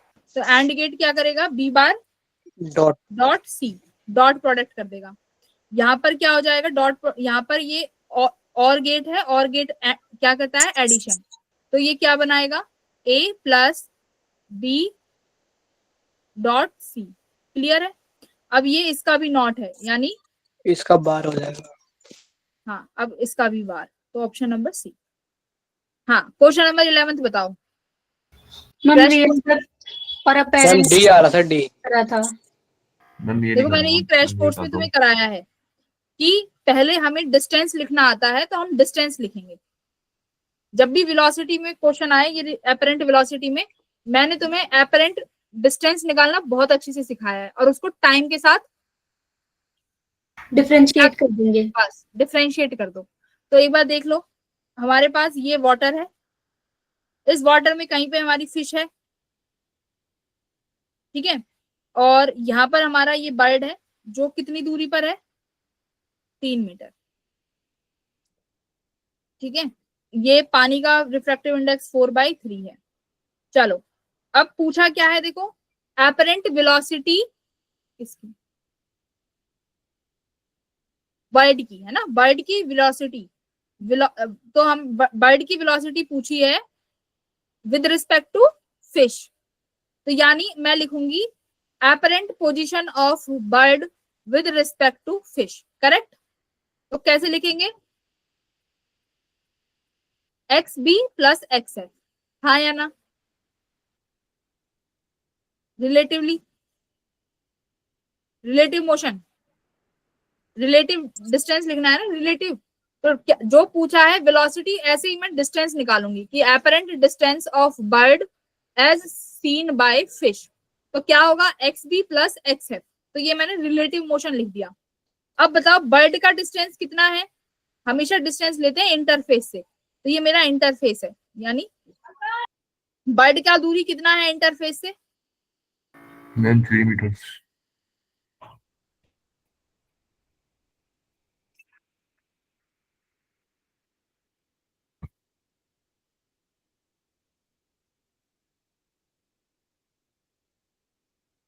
थ्री मीटर है ना, 3 मीटर है। और निकालना क्या है हमें, XBF ही तो निकालना है, क्या है, 6 metre per second with apparent velocity as seen by stationary fish, 3 metre, ठीक है। वेलोसिटी, इसके डिस्टेंस यहाँ से हम मान लेते हैं कुछ मान लेते हैं x दूरी, ठीक है, ये x दूरी हो गया। अच्छा, अब ये क्या है, relative distance of bird with respect to fish, ये कितना हो जाएगा,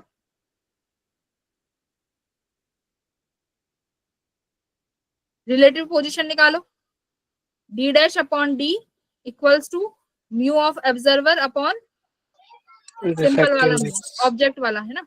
अब D डैश, यानी मुझे एपरेंट पोजीशन किसकी निकालनी है, बर्ड की, करेक्ट, मैम बर्ड की। हाँ बर्ड की। तो अब निकालो, D डैश निकालो, म्यू ऑफ ऑब्जर्वर, तो ऑब्जर्वर हमारा फिश है, फिश कहाँ बैठी हुई है 4/3 में, तो मैं अभी इसको म्यू 4/3 रहने देती हूँ, हाँ म्यू। अब यहाँ पर मल्टीप्लाई हो जाएगा D क्या है, मैम 3 मीटर। 3 मीटर, तो ये मेरा 3 म्यू आ गया है ना, तो मैं यहाँ पे लिखूंगी 3 म्यू। अच्छा, 3 को एज इट इज रहने, 3 म्यू, 3 को अभी D रहने दो सिर्फ, ठीक है, इसको D रहने दो, 3 मत लिखो।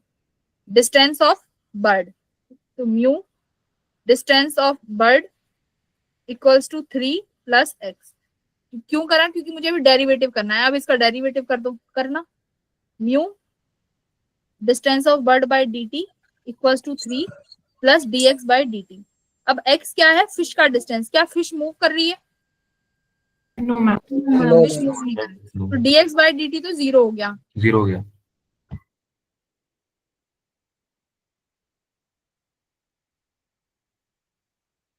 मैम ये 3 भी तो 0 होगा। x भी, नहीं मैम 3 भी तो 0 होगा। कांस्टेंट है। 0 होगा मैम, वेलोसिटी वाला जो है वो 6 आएगा। मैम इसका आंसर क्या था, डी। हाँ आंसर तो D है ही ना। तो म्यू मेरे पास कितना है, म्यू हमारे पास है 4/3 मल्टीप्लाई dB बाई dt, यानी बर्ड की वेलोसिटी टाइम के साथ, बर्ड की वेलोसिटी टाइम के साथ कितना है 6 इक्वल्स टू तो ये कितना हो जाएगा 3/2, 4 2 जा 8। ठीक है, तो 8 मीटर पर सेकेंड। तो कितना दिखेगा उसको relatively, 8 metre per second relatively दिखेगा। अच्छा, पर ये 3 कैसे आया है यहाँ पे, एक सेकंड देखना।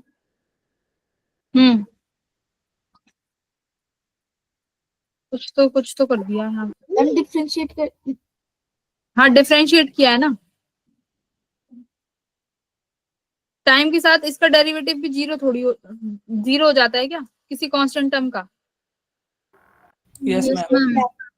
जीरो हो जाएगा क्या? यस मैम, कांस्टेंट का 0 हो जाता है। फिर ठीक है, तो फिर ये 0 हो जाएगा। ठीक है, फिर तो ठीक है, ये फिर तुम्हारी वैल्यू किसके बराबर आ जाएगी, 8 मीटर पर सेकेंड पे। Option number 8। तो हमें रिलेटिव डिस्टेंस लिख लेनी है। अगर हमने रिलेटिव डिस्टेंस लिख लेंगे फिर उसको टाइम के साथ डिराइव कर दो। अब देखो, मैं यहाँ पर अगर इस डी डैश को 3 लिख देती तो फिर मेरा क्वेश्चन सॉल्व नहीं होता, क्योंकि मुझे इस डी को ही टाइम के साथ डिफरेंशिएट करके 6 मीटर पर सेकेंड लिखना। हाँ, यस बोलो। मैम मैंने आपको एक स्लाइड भेजी, उसमें मैं जैसे लिखा है मैंने वैसे किया था, वैसे आ नहीं रहा है इसका आंसर। एक सेकंड में देखते हैं तुमने क्या भेजा है। हमेशा एपरेंट पोजीशन,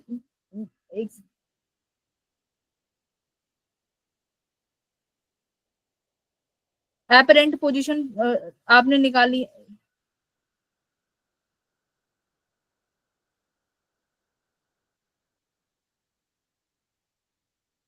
ये तो इसमें तो नीचे बर्ड की भी वेलोसिटी 12 दे रखी है, ऊपर 24 है। मैम तो उसके हिसाब से हम कर लेंगे ना अच्छा, उसे। फॉर्मूला, ये तुमने डायरेक्ट हाँ। फॉर्मूला लगाया है।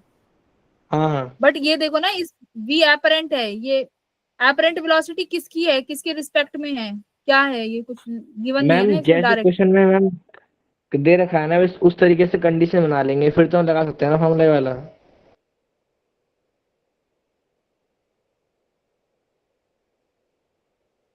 फिर एपरेंट वेलोसिटी निकालनी थी। वी नॉट क्या है इसमें, वेलोसिटी 4, वी नॉट क्या है इसमें हर्ष? एक मिनट मैम, एक मिनट। देखो, ये रटने वाली चीजें मत करो, ये मत रटो। पेपर में थोड़ा सा भी घुमा के आ जाएगा तो बैठ जाओगे। तुम्हें जो चीजें बताई है क्लास में कि हमें रिलेटिव डिस्टेंस लिखना आता है, बस वो लिख दो और उसको टाइम के साथ डेरिवेट कर दो। ठीक है, बर्ड का रिलेटिव ठीक है। मोशन क्या डिस्टेंस म्यू डी होगा, तो हमने यहाँ पे वो म्यू डी लिखा है। देखो, रिलेटिव में यहाँ पे हमने म्यू डी लिखा हुआ है, बस इतना करना था और वो पोजीशन निकल के आ जाएगा। चलो, question number 12 most important question है, एक बार ध्यान से देख लेना। किस किसने अटेम्प्ट किया है? फॉर्मूले साथ के साथ लिखते जाओ, क्योंकि आंसर की जो मिलेगी उसमें ऐसा कुछ भी देखने को नहीं मिलेगा। आंसर की बहुत शॉर्ट होती है और वो उसमें पता नहीं अलग तरीके से ही सॉल्व करते हैं, कई बार तो मुझे भी नहीं समझ में आता उनका। क्वेश्चन नंबर 12 अब क्या कह रहा है कि रिलेट हमारे पास एक मटेरियल है जिसका वेट हमने एयर और वाटर में मेजर करा है। रिलेटिव डेंसिटी इज फाउंड, क्या पाई है?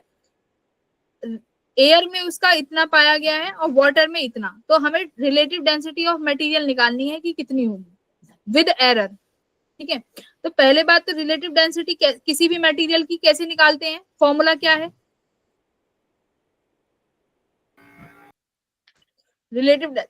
रिलेटिव डेंसिटी का फॉर्मूला क्या है? Ma'am weight in air upon में weight in air minus water. देखो, वेट इन एयर, ये अगर किसी मटेरियल का होता, मान लो एयर की जगह कुछ और मीडियम होता तो ऊपर वेट इन मीडियम, बट हमेशा अपॉन में रेफरेंस लिया जाता है। देखो, रिलेटिव है, रिलेटिव का हमेशा मतलब है कि हम किसी ना किसी को रेफरेंस पॉइंट ले रहे हैं। ठीक है, तो यहाँ पर जब भी रिलेटिव डेंसिटी की बात होगी फ्लूइड मैकेनिक्स में, हमेशा जो रिलेटिव है वो वाटर होगा, कि उसका वाटर में कितना वेट लॉस हो गया। तो लॉस वेट इन वाटर हमेशा वाटर से ही कंपेयर किया जाएगा। अगर एयर की जगह होता कि हमने इसको किसी लिक्विड में मेजर किया है, ठीक है, तो ऊपर आ जाता weight in liquid upon reference में आता लॉस वेट इन वाटर, कि वाटर में कितना लॉस हो गया है, ये हमेशा याद रखना। चलो, एयर में कितना वेट गिवन है देखो जरा, 5.00, 5 plus minus 0.05। Loss weight in water, water में कितना वेट आया है इतना, तो लॉस कितना हो गया as compared to air. Loss weight लिखा है ना, लॉस वेट का मतलब क्या है कि आपने एयर में नापा और फिर आपने पानी में नापा, तो कितना वेट कम या ज्यादा आया, तो पानी में कम आया ना। तो अब हम यहाँ पर डिफरेंस लिखेंगे, कितना आया है देखो, 5 में से 4 गया 1.00 प्लस माइनस। अब बताओ यहाँ क्या लिखूं, एरर का बताओ।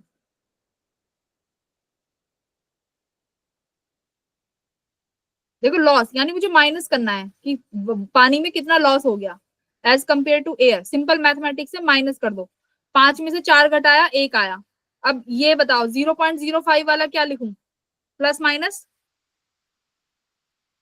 मैम वो तो प्लस होता है मैं प्लस हो जाएगा 0.00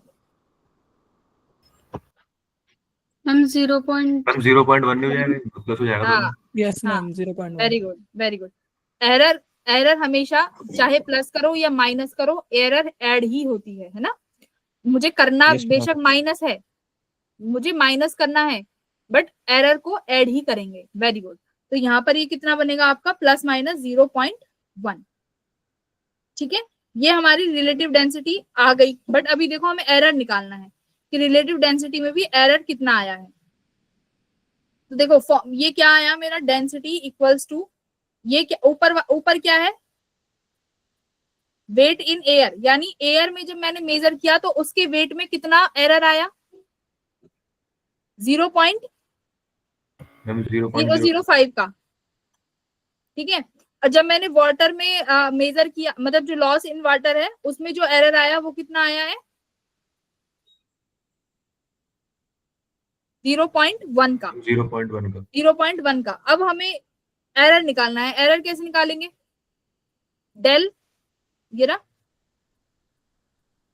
चेंज इन, मतलब ये डिफरेंस है ना कि वाटर के वेट में कितना आया है अपॉन वेट, ठीक है, इनटू 100, कोई परसेंटेज एरर, प्लस जब हमने वाटर एयर जब वाटर में किया तो वेट में कितना चेंज आया इनटू 100। ठीक है, तो ऊपर कितना 0.05 अपॉन 5.00 इंटू 100, प्लस यहाँ पर कितना आया है 0.1 अपॉन 1.00 इंटू 100। ठीक है, तो ये एरर निकालेंगे अब, तो कितना आया ये, एरर निकाल के बताओ फाइनल।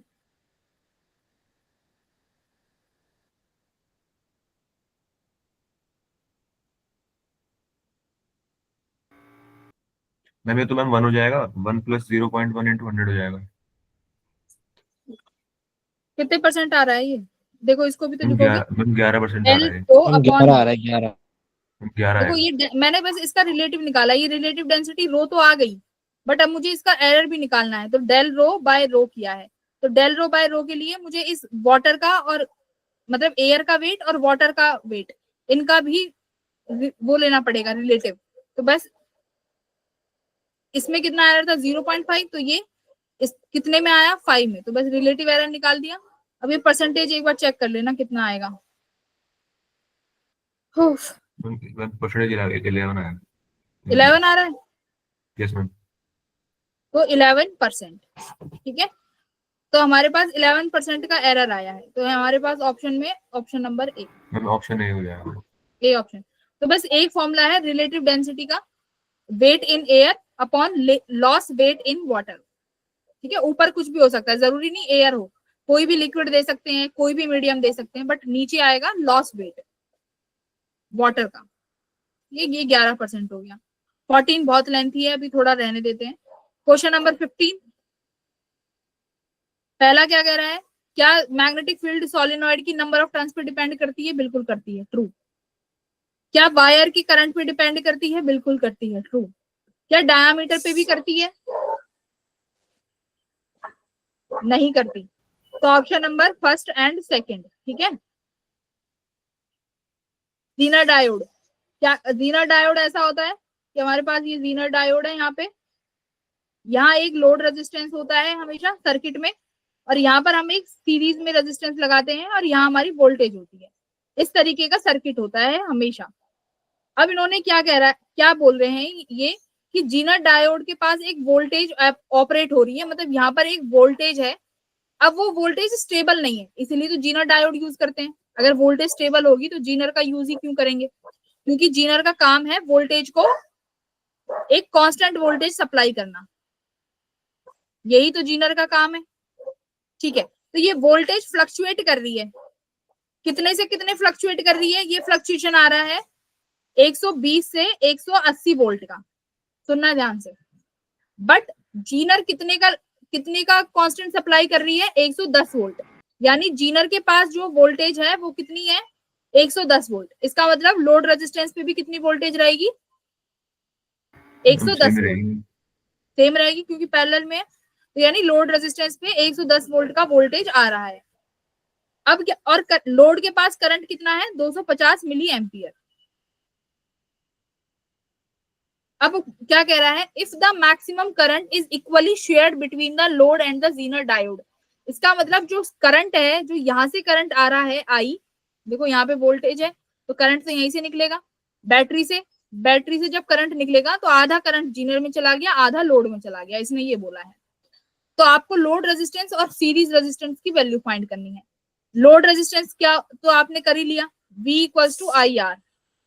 वोल्टेज आपने निकाल ली 110 वोल्ट, करंट कितना है 250 मिली एम्पियर। यहां से लोड रेजिस्टेंस की वैल्यू आ जाएगी, बस डिवाइड करना है, ये मिली में है, 10⁻³ कर दो, आ गया आंसर। अब देखो जरा, जितना करंट, क्या कह रहा है, करंट भी बराबर है, इसका मतलब जीनर में भी कितना करंट जा रहा है, सेम 250, सेम जाएगा 250 मिली एम्पियर। सेम जाएगा, यहाँ पर भी कितना जा रहा है 250 मिली एम्पियर। तो यानी सर्किट बैटरी से कितना करंट रिलीज हो रहा है, 250 + 250 कितना, 500 मिली एम्पियर। तो यानी टोटल करंट मेरा 500 मिली एम्पियर हो गया। ठीक है, अब पूछ रहा है सीरीज रेजिस्टेंस के पास, मतलब सीरीज रेजिस्टेंस कितना होगा अगर मैक्सिमम करंट है तो। अब एक बात बताओ, मैक्सिमम करंट के लिए इस वोल्टेज ने, मतलब जो तुम्हारा ये जो वोल्टेज जो वो फ्लक्चुएट कर रही है 120 और 180 के बीच में, इसके पास कितनी वोल्टेज हुई होगी जब मैक्सिमम करंट आया है। मैक्सिमम करंट है ना आई मैक्स, V का formula V equals to I R. I क्या होगा, V/R। तो एक बात बताओ मुझे, वोल्टेज क्या चाहिए, 120 वाली चाहिए कि 180 वाली चाहिए मैक्सिमम करंट के लिए, कौन सी लूं, 180 वाली, 180 वाली, क्योंकि यहाँ पे देखो मैक्सिमम करंट इसने बोला है। यहाँ पे अगर मैक्सिमम करंट है तो इसका मतलब उस इंस्टेंट पे जो ये वोल्टेज है ये 180 वोल्ट रही होगी। ठीक है, तो अगर एक बात बताओ, ये 180 वोल्ट थी और इस जीनर और लोड रेजिस्टेंस के पास 110 है, तो इस सीरीज रेजिस्टेंस के पास कितना आया होगा वोल्टेज, 180 में से 110 घटा दो, तो यानी इस सीरीज रेजिस्टेंस के पास कितना है, 70 वोल्ट। और करंट टोटल, यहाँ से तो टोटल करंट जाएगा जो कि 50 मिली एम्पियर है। तो V equals to I R, voltage आपने अभी 70 बताई, करंट हमने अभी 500 मिली एम्पियर निकाल लिया, और ये आ गया आपका सीरीज रेजिस्टेंस। ठीक है, बस इतना ही कॉन्सेप्ट था कि कौन सी वोल्टेज लेनी है, 180 वाली कि 120 वाली। तो मैक्सिमम करंट के लिए 180 वोल्टेज हमारे पास उस समय रही होगी। अगर मिनिमम पूछता तो हम 120 वाली लेते। ठीक है,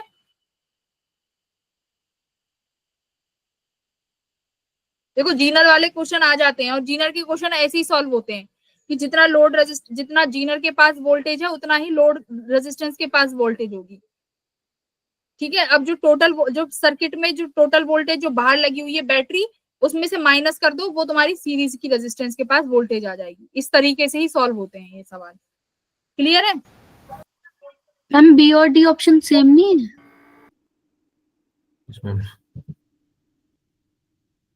है ना? हाँ हाँ हाँ हाँ हाँ हाँ, सेम है। आंसर क्या है इसका? मैम इन दोनों यही आ रहा है। मैम यही आएगा। क्या बी या डी? मैम बी डी में से एक है ना? दोनों एक ही है ना मैम? उन हाँ दोनों तो में मतलब इनमें से ये एक है ना। Yes ma'am. इसमें इन दोनों में हाँ। से मैम 140 ओम RS का आ गया था, तो इस वजह से और कोई ऑप्शन में है ही नहीं, तो और B और D है, तो वही एक ऑप्शन चूज करना था। ठीक है, ये डाइपोल वाला तो हो गया होगा भाई, ये तो ना कराऊं। इसमें भी तो हो गया था। ये तो बहुत इजी क्वेश्चन है। देखो वर्क डन Yes, निकालना है, work done is equal to change in potential energy, बहुत बार करा दिया।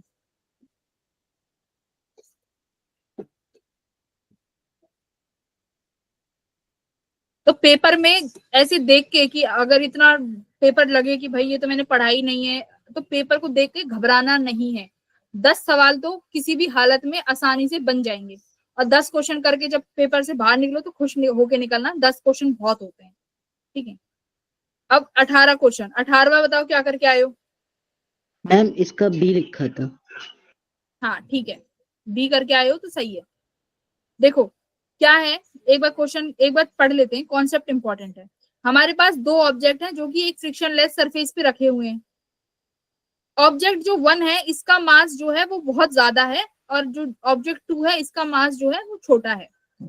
दोनों पर फोर्स जो है सेम अप्लाई हो रही है, दोनों पे सेम फोर्स अप्लाई करी है हमने।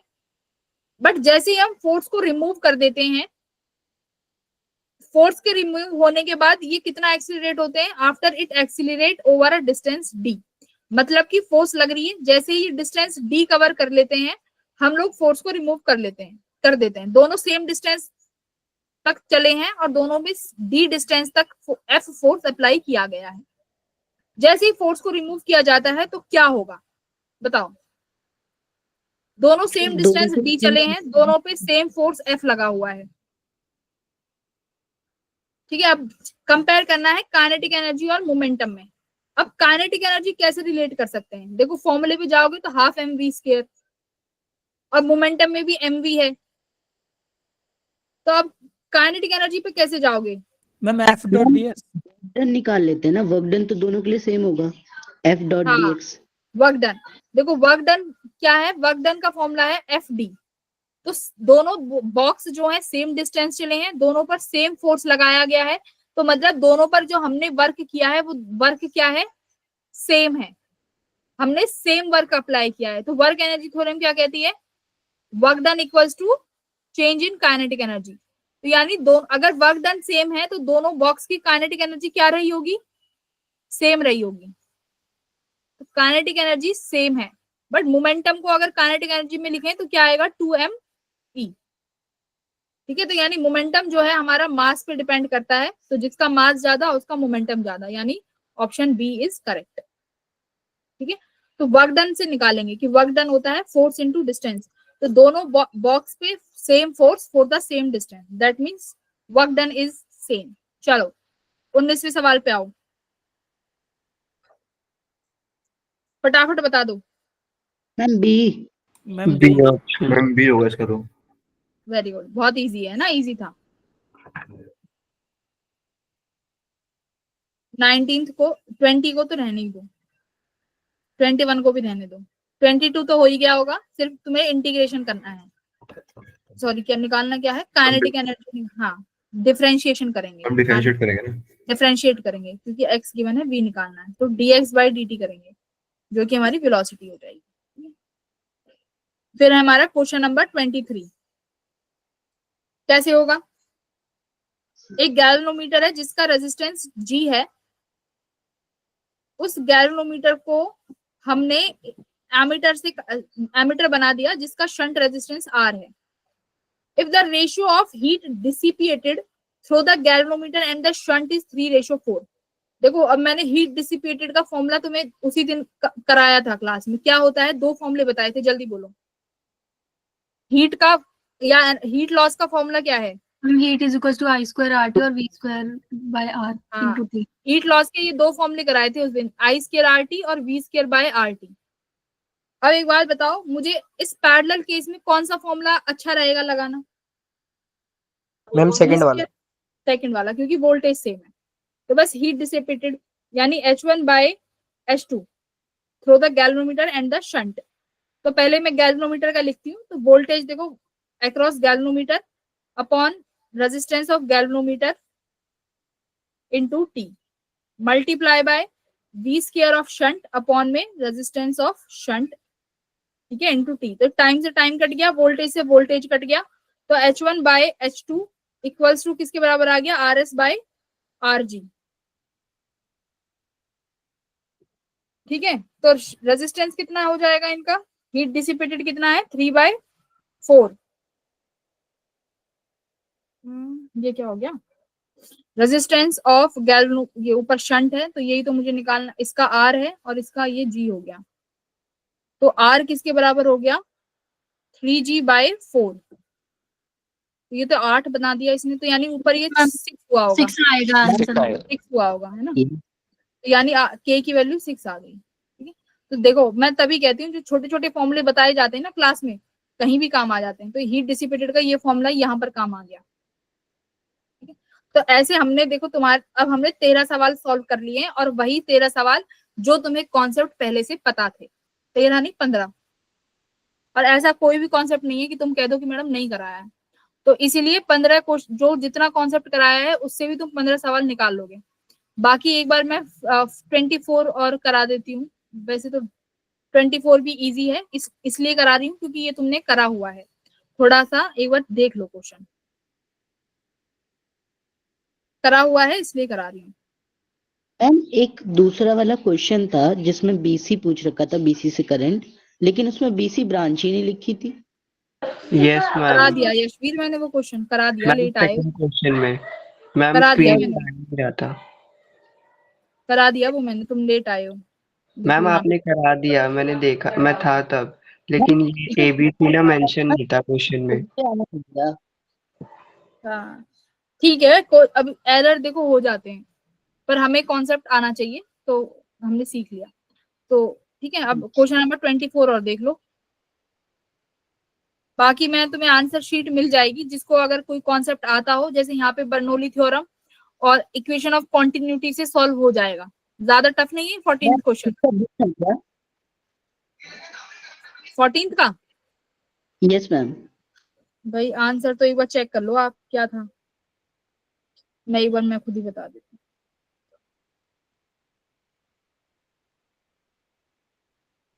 आंसर शीट कहाँ गई, मैम क्योंकि पेपर में एक बार सॉल्व किया था ना इसको, तो थोड़ा थोड़ा मैच कर 14 रहा का था। ए है ए। Okay ma'am. मैम 22 वाले का, मैम 22 वाले का बता दो एक बार, क्वेश्चन 22। 22 का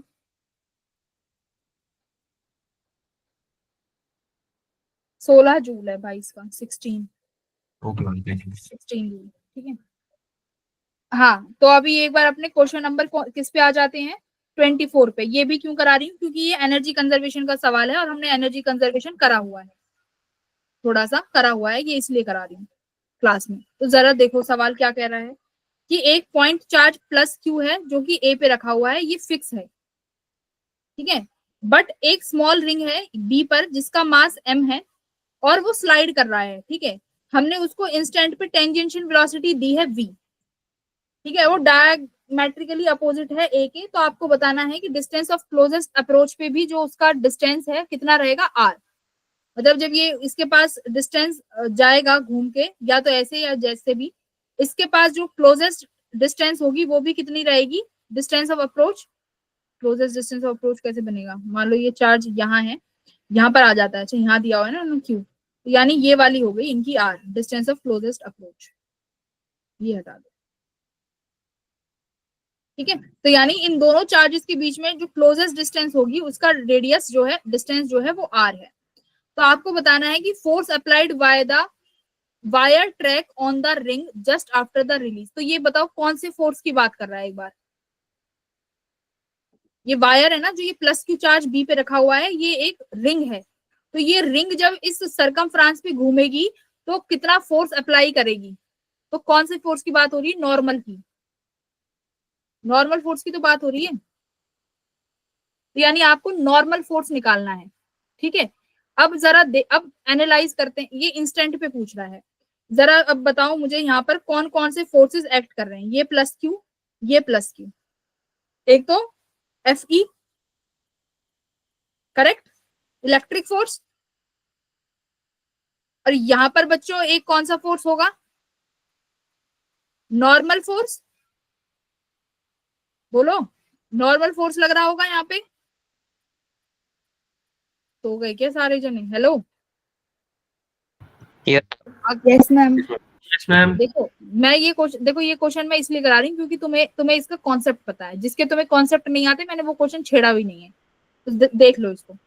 यहाँ पर ये रिंग रखी हुई है, ये रिंग पर कौन कौन सी फोर्स लग रही है? एक तो ये प्लस क्यू रिपेल करेगा, तो यहाँ पर एक इलेक्ट्रिक फोर्स है। एक इनके कांटेक्ट की वजह से यहाँ पर एक नॉर्मल फोर्स लग रही होगी, है ना, क्योंकि ये वायर है और इस वायर पे वो जो रिंग घूमेगी तो नॉर्मल फोर्स जरूर लगेगा। तो यहाँ पर हमारे पास एक नॉर्मल फोर्स जरूर लग रहा है। और एक बात बताओ, जब ये सर्कुलर मोशन में घूमेगा तो हमारे पास एक नेट फोर्स की वजह से हम एक कौन सा फोर्स लगा देते हैं? Centripetal, centrifugal, mv²/r। Vertical motion में याद करो, वर्टिकल मोशन में हमेशा फोर्सेस क्या लगा देते? हमेशा आउटवर्ड्स लेते थे, ठीक है। तो यहाँ पर भी हम आउटवर्ड्स वाला ही लेके चलेंगे कॉन्सेप्ट। वर्टिकल मोशन में कहाँ लेते थे? वर्टिकल सर्कुलर मोशन में mv²/r बाहर ही लेते थे ना, और अंदर क्या लेते थे? टेंशन फोर्स, इनवर्ड्स होता था टेंशन फोर्स, ठीक है। तो यहाँ पर भी mv²/r ले लो। तो अब क्या हुआ देखो, तुम्हारे पास नॉर्मल की क्या इक्वेशन बनी? नॉर्मल किसके बराबर आया?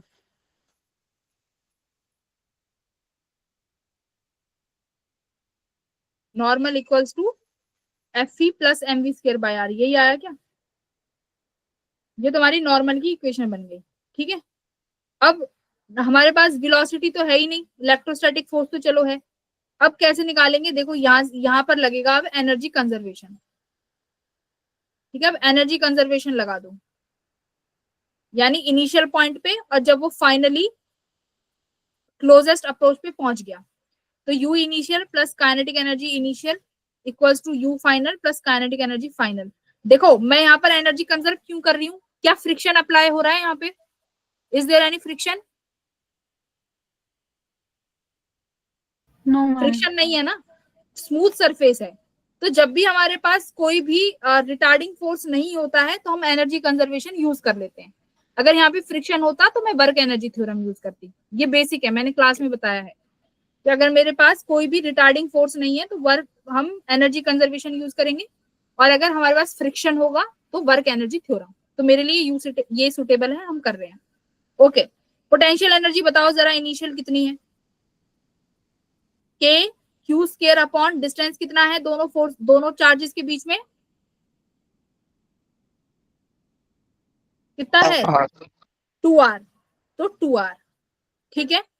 इनिशियल वेलोसिटी आपने इंस्टेंट वेलोसिटी कितनी दी है? हाफ mv², चार्ज को, है ना, इस चार्ज को इंस्टेंट वेलोसिटी v दी है, देखो यहाँ पे लिखा हुआ है, ठीक है। अब एक बार मुझे फाइनल बता दो, यहाँ पर कितना हो जाएगा पोटेंशियल एनर्जी? के Q square upon r। Closest approach में फाइनली दूरी कितनी है? r है, तो k²/r। Finally particle closest approach का मतलब यही है कि इन कुछ क्षणों के लिए पार्टिकल रेस्ट पे आता है ना, फिर उसके बाद वो रिटार्ड होके वापस जाने लगता है, मतलब फिर वो वापस चला जाएगा। तो फाइनली एनर्जी कितनी हो जाएगी बच्चों? 0। क्लियर है? देखो अब यहां से v आ जाएगा कि नहीं आ जाएगा? और आपके पास इलेक्ट्रिक फोर्स गिवन ही है, k²/, ये रहा, देखो ये गिवन यहाँ पे, ठीक है, हो गया। Yes ma'am. Yes ma'am. तो बस आप Fe है, यहाँ से वेलोसिटी आ जाएगी और आपको नॉर्मल निकाल देना है। ये इसलिए कराया है क्योंकि यू नो दिस कॉन्सेप्ट। तो वर्क एनर्जी थ्योरम ऐसे केसेस में हमेशा लगती है। नॉर्मल, जब भी नॉर्मल फोर्स निकलवाया जाता है तो हम इजीली लगा सकते हैं, ठीक है। चलो देन पेपर डिस्कस हो गया है, 15 क्वेश्चन अटेम्प्टेबल थे। पेपर में देख के घबराना मत। मैम आप 15 क्वेश्चन अटेम्प्टेबल बोल रहे हो, मैंने टोटल कितने करे ना, उसमें मेरे 63 के आसपास आए हैं नंबर, और मेरे को लग रहा है कि मैंने सिर्फ अटेम्प्टेबल ही कोई करे हैं बस, और जो करे वो भी नहीं, जो आगे वाले करे वो गलत हो गए लग रहा है। तभी मैं कहती हूँ जब तुम्हें एक बार पेपर देख के ही पता चल जाता है कि टफ है कि इजी है, एक नजर में ही पता चल जाएगा। जब तुम्हें लगे ना पेपर तुम्हारी थोड़ा टफ आया है, हमने जो पढ़ा है उससे थोड़ा अलग आया है, तो ऐसे स्मार्ट वर्क करना है। पहले जो कंफर्म क्वेश्चन है ना उन पे गोला लगा लो कि ये तो कर ही लेंगे, और फिर जो ऐसे कॉन्सेप्ट हैं जो थोड़े कंफ्यूजिंग है बट तुम्हें कॉन्सेप्ट पता है उन्हें लास्ट के लिए छोड़ दो। तो टोटल क्वेश्चन यशवीर कितने अटेम्प्ट करे हैं आज? मैम टाइम ही नहीं मिल पाता इतना तो। हाँ हाँ, नहीं नहीं, 5 मिनट में पता चल जाता है ना। मैम देखो मतलब जैसे प्रैक्टिस से आएगा। पेपर आता है ना तो समझ में नहीं हाँ आता कि आज मुश्किल है कि आसान है, क्योंकि कुछ क्वेश्चन आसान भी होते हैं, कुछ क्वेश्चन मुश्किल भी होते हैं। हम लोग आसान वाले करते रहते तो हमें आसान लगने लगता है कुछ देर तक। वो तो एंड में जब हाँ। हमारे अटेम्प्ट लो होते हैं ना, जैसे अटेम्प्ट अगर कम हुए यूजुअल से, तब जाके समझ में आता है यार तो मुश्किल लग रहा है ये, लेकिन तब देखो तक वो तो थोड़ी बहुत। सी चीजें एक्सपीरियंस जो मॉक टेस्ट देते हो ना वहीं से सीखोगे चीजों को, थोड़ा मॉक टेस्ट पे ही ध्यान दो, ठीक है। मतलब मैंने ये नोटिस किया कि मैं तब नहीं पता चल पाता है कि बहुत ज्यादा मुश्किल है एक आसान, बट हाँ अगर हम यूजुअल अटेम्प्ट करने की कोशिश करें तो गलत ज्यादा हो जाता है। अच्छा, तो देखो जो शॉर्ट शॉर्ट क्वेश्चन है वो तो कर, ये जैसे 2-4 क्वेश्चन तो ऐसे थे जो बिल्कुल ही इजी थे, जो देख के कर सकते हो, वो तो करने चाहिए ना। मतलब 8 क्वेश्चन तो अटेम्प्टेबल हैं बिना ज्यादा दिमाग लगाए भी, ये फिर। ओके मैम, मैम उतना तो हो ही जाता है हर बार। हाँ, तो जब पेपर टफ आता है ना तो परसेंटाइल भी कम आती है, इसलिए हर शिफ्ट के लिए परसेंटाइल अलग आती है। अगर ये पेपर तुम्हारा फिजिक्स में आया होता, दिस काइंड ऑफ पेपर, तो तुम्हारे 7 या 8 क्वेश्चन पे ही, मतलब 7-8 तो नहीं बोलूंगी, 9 क्वेश्चन पे 95 परसेंटाइल आराम से बन जाती आज वाले पेपर में, ठीक है। मैम मेरे 28 की शिफ्ट थी, और 28 जो पिछला जैन था ना, 28 जैन 28 वाला में वो पेपर वाला। टफ था शायद थोड़ा सा।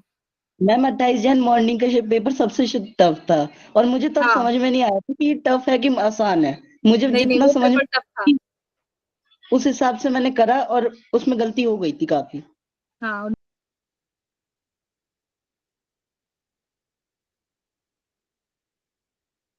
ओके।